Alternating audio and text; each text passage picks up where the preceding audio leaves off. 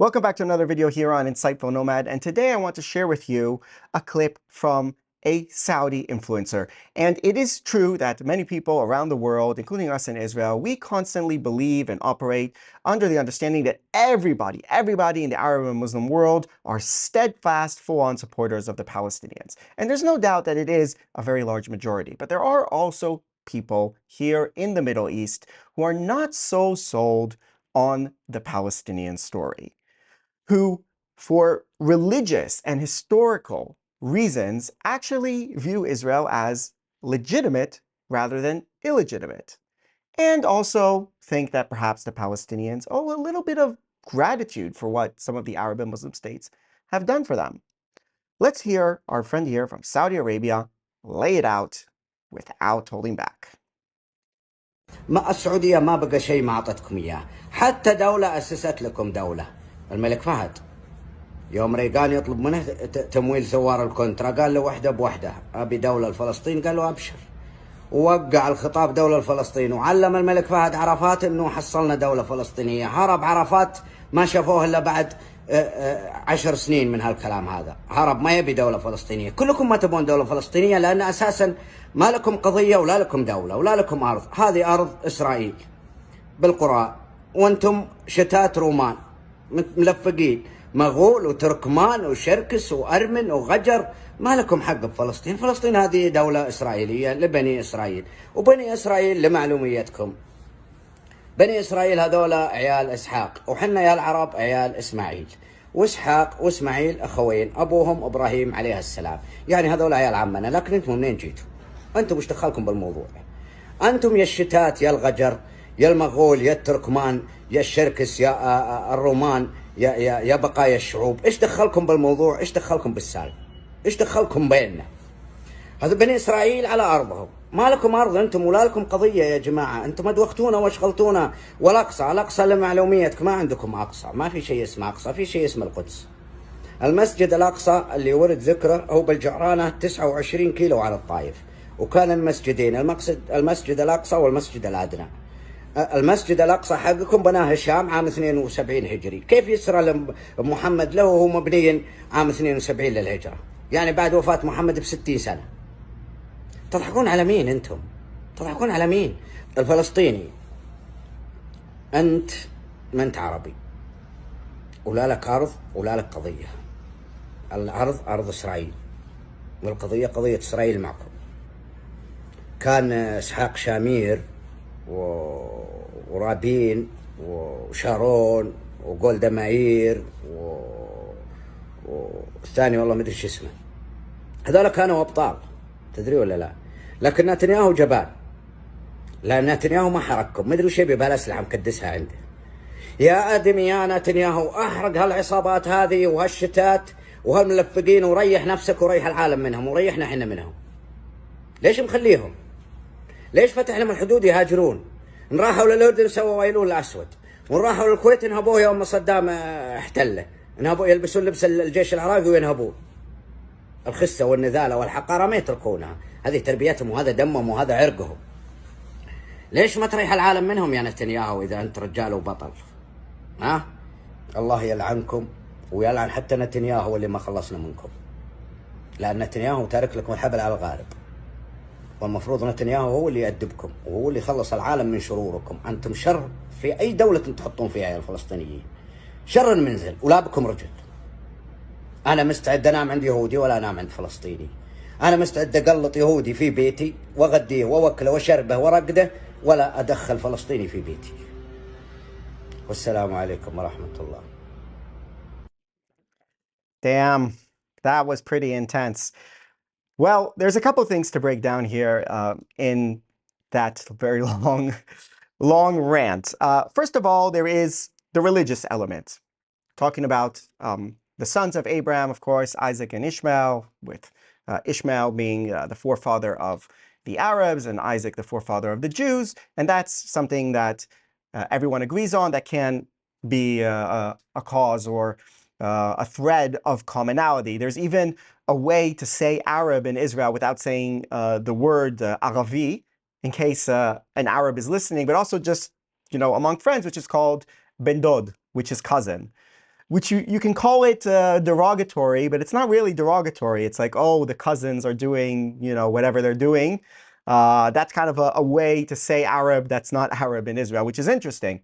And some people can view that being cousins as, okay, cousins is like extended family, and we should get along. And then also you use the term Banu Israel, Bani Israel, like the term of, the sons of Israel, which is mentioned in the Quran. Israel as a state is not mentioned, but Banu Israel is mentioned in the Quran. And then, of course, there's the interpretations of what Al-Aqsa Mosque is. He's saying it's in Saudi Arabia. I've heard that interpretation before. Some people say it's Jerusalem. The Al-Aqsa Mosque, as in Jerusalem itself, the name is not mentioned in the Quran at all. So that's up for Islamic interpretation. I'm not a scholar in Islam and Islamic theology and Hadith and all those things, so I can't take a position on that. But you can take that position, which says, okay, religiously, historically, the Jews have rights in the land. And of course, people in the Middle East, they think very religiously. So the fact that you quote things from the Quran to support Israel's existence is very important. Not just to go, okay, 19th century, blah, blah, blah, but from a theological perspective, very, very important. But then he says another thing interesting, which is, okay, he confirmed that the Jews belong in Israel, but who are the Palestinians? Where do they belong? And then, they're the Gypsies and the Circassians, and this are a mixed mash of a lot of different people, which is true in general of this land, Israel, Palestinian areas, whatever you want to call it, because this is a central point of the Middle East that gazillion empires have passed through throughout history, and all the different peoples have passed through here throughout history. If you look through historical books and references, even recent ones in the UN, there's never any mention of Palestinians. There's mention of Arabs, Jews, Muslims, Armenians, Christians, Druze, Circassians. There's a lot of different groups, never any mention of Palestinians. So there's a conglomerate of groups. A lot of them speak Arabic, but you don't have this Palestinian people, at least mentioned in the record. So if you want to say they existed, fine, but they're not mentioned in the record. And it's a question of who the Palestinians are. Who do they want to be then? In their own story or the story they're telling the world or whatever it is. In my opinion, they are an Arabized people, right? So they, for all intents and purposes, as far as how they live their lives, what are their main denominators, they're Arabs. They speak Arabic. The main religion is Islam. There are also some Christians. And, they eat Arab foods, they dress like Arabs and so forth. So they're basically Arabized and Arabs, and very similar, for example, to the Jordanians. But they say something else, kind of, right? When they're telling the story, they say, we are the Palestinians, we're the descendant of the Canaanites, we are the inheritors of this land. Like, it's hard. It's a mixed mash a bit of what they're saying about themselves. Yeah, sometimes they say we are the descendants of Jews who converted. Sometimes they say we are Arabs and we are Muslims. And sometimes they say we are descendants of the Canaanites. There's different things that they're saying about themselves. This is not me saying, this is what they have said about themselves. And in general, it's just kind of a thing in the Middle East where a lot of these countries, these nations, after the age of empire, of the mandates and so forth, you have a lot of different groups living together in Syria and Lebanon, of different religions, different sectarian groups, Sunni, Shia, and all this. And they're trying to forge an identity as a modern nation state with all of these elements, and kind of struggle with that and how to do that. And there's a lot of strife, a lot of internal tension. This is a problem the Saudis don't really have. The Saudis, and also the Gulf states, like in the UAE, Qatar, and everything, they can say very, very confidently, we are Arabs, okay? We are Arabs. That is the Arabian homeland, the Arabian Peninsula. That's where Arabs come from. That's where the language comes from that was spread across the Middle East. That's where the religion comes from.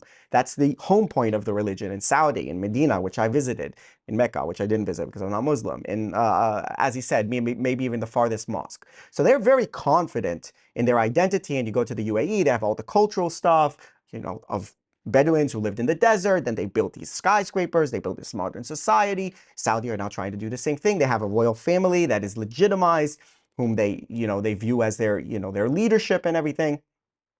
So they're very confident. We are Arabs, we come from the desert, We're modernizing now. We have our, we go on the Arab familial structure. We have an emir or we have a monarch. That is who we are.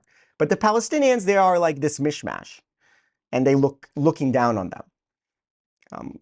That's what he said about them. I try to be more diplomatic when I talk about the Palestinians, but that is what he, in his words. But definitely, you see the Palestinians are, the gears are going through their head of like who are we? How do we display ourselves to the world and to ourselves? Like how do we make this national movement have its roots?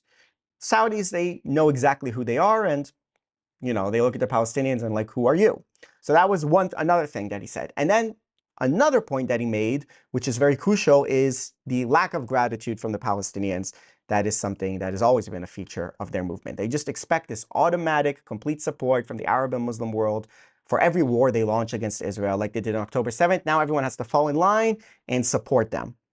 And there are some people who say, why? A lot of people do. They just blindly follow, okay, Hamas, now we're with Hamas, we're against Israel and everything. But, as talked about there, Saudi Arabia, they had diplomatic support, trying to declare the Palestinian state back in the Reagan days. That was in '88 in Algeria. A lot of them sent financial support, vote with them in the UN. There are NGOs. There's, the street and everything that's behind them. And they don't want to upset those people. And there's a lot of things that go on in the Arab and Muslim world where they have to go along with the Palestinian cause because of its gravity that it has. And there are some people who say, why should we do that? This isn't in our interest. We do all these things for you. And then the Palestinians come and they call the Saudis traitors. You've probably seen that. They call the Egyptians traitors. They call all these people traitors because they're not willing to just commit suicide and sacrifice all their interests and break their ties with the US and with everyone just to go full steam behind the Palestinian cause. They're frustrated with it, a lot of them. And we heard it there from that guy. And of course, the mischief the Palestinians have done. They went into Lebanon, they destabilized from the south there, fired all these rockets into Israel, got Lebanon embroiled in the war in '82. And now again, Hezbollah embroiled with the Palestinian cause as the reason. Got them embroiled in this latest war. In Jordan, they did Black September, created an enclave, a state within a state. They got expelled. Then in Kuwait also, they sided with Saddam Hussein, who invaded Kuwait, created destabilization there. Some people in the Arab Muslim world don't appreciate that. Had enough of it. Say that they don't have any gratitude for those countries around them. And why should we be doing this with you? And why are you so like taking our support for granted and then just kind of spinning in our faces? It's something that's been happening. It's something that Netanyahu really banked on, and this is to his credit. And if you've watched my channel, I'm not a supporter of Netanyahu. I'm certainly not a supporter of Netanyahu. I support by policy. Some things that he does and says make sense. And this was one of the things that he did. He said, we're bypassing the Palestinians. Not everyone in the region wants to wait forever for the Palestinians. It's impossible to get any deal with them because they are against it. Meanwhile, we can build the partnerships with the other countries. And he scored that with the Abraham Accords. And now maybe with the war perhaps coming to an end in Gaza, more opportunities will open up as countries look at what happened and like, this is not beneficial to anyone. This is not going to help our countries. This is just something that needs to go away, and we're going to move forward. And hopefully that side will win out. And then the Palestinians will have to get more realistic on the concessions they have to make to Israel when the other countries start to perhaps abandon their cause to a certain extent, at least from the leadership. Now, obviously, I don't want to be too optimistic. You still see social media flooded with people from Saudi Arabia and other places who fully support the Palestinians, have all these things to say about Israel. This is a minority view, but it exists. And it's always great when you get to see that as well, because some people are censored. They can't say what they really think. You might have seen my interview with the Egyptian guy who had similar sentiments, and there are others. They exist, a lot of them in hiding, but it's not a monolith over there. And I definitely think in the end of the day, the future is to bypass the Palestinians via the neighbors, because you can't make peace with Hamas. You can't make peace with the concept of return, right of return from the river to the sea. There's no peace with that. So they're going to have to be bypassed, unless they change, which I don't think is going to happen. They're going to have to be bypassed. And that will happen when the leadership in surrounding countries, particularly Saudi, will want to normalize with Israel, because the Palestinians have nothing substantial to offer them except for endless conflict and misery. That is all for this video. Check out my visit to Saudi Arabia. Yes, an Israeli Jew in Saudi Arabia, in the mosque in Medina, and all of that jazz here on my vlog, Israeli Visit Saudi Arabia Undercover. And also I visited other places like Haibal, like Jeddah. Very, very cool vlogs. You gotta check it out. Thanks for watching. See you next time. Bye-bye.